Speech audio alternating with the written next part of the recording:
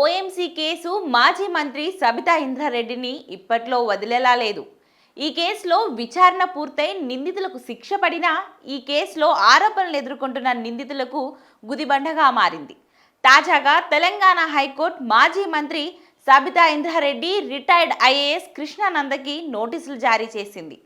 ఓబులాపురం అక్రమ మైనింగ్ కేసులో వీరిద్దరిని నిర్దోషులుగా తేలుస్తూ నాంపల్లి సిబిఐ కోర్టులో గతంలో తీర్పు ఇచ్చింది. అయితే ఈ తీర్పును సవాల్ చేస్తూ అప్పట్లో సిబిఐ హైకోర్టులో పిటిషన్ దాఖలు చేసింది. ఈ నేపథ్యంలో కౌంటర్ దాఖలు చేయాలని ఉన్నత న్యాయస్థానం సబితా ఇంద్రారెడ్డి, కృష్ణానందని ఆదేశించింది. కేసు తదుపరి విచారణను కోర్టు వచ్చే నెలకు వాయిదా వేసింది. ఓఎంసీ కేసులో నాంపల్లి సిబిఐ కోర్టు మే నెలలో తుది తీర్పు వెలువరించింది. 15 ఏళ్ల పాటు సుదీర్ఘ విచారణ అనంతరం ఈ కేసులో మొత్తం 5గురిని దోషులుగా, 2ని నిర్దోషులుగా హైకోర్టు ప్రకటించింది.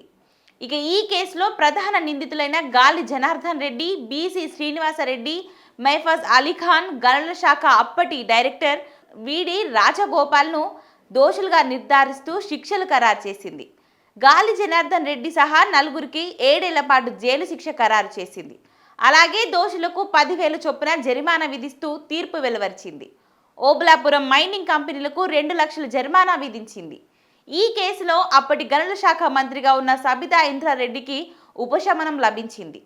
ఇక ఆమెతో పాటు అప్పటి పరిశ్రమల శాఖ కార్యదర్శి కృష్ణానందకు సిబిఐ కోర్టు నిర్దోషులుగా ప్రకటించింది. అయితే ఓబులాపురం అక్రమ మైనింగ్ కేసులో 4 దోషులకు తెలంగాణ హైకోర్టు ఇటీవల బెయిల్ మంజూరు చేసింది.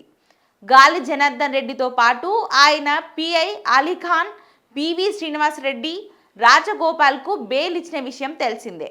మరోవైపు ఈ కేసులో నిందితురాలుగా ఉన్న ఐఏఎస్ అధికారి శ్రీలక్ష్మి పిటిషన్ ప్రస్తుతం సుప్రీంకోర్టులో విచారణలో జరుగుతుంది.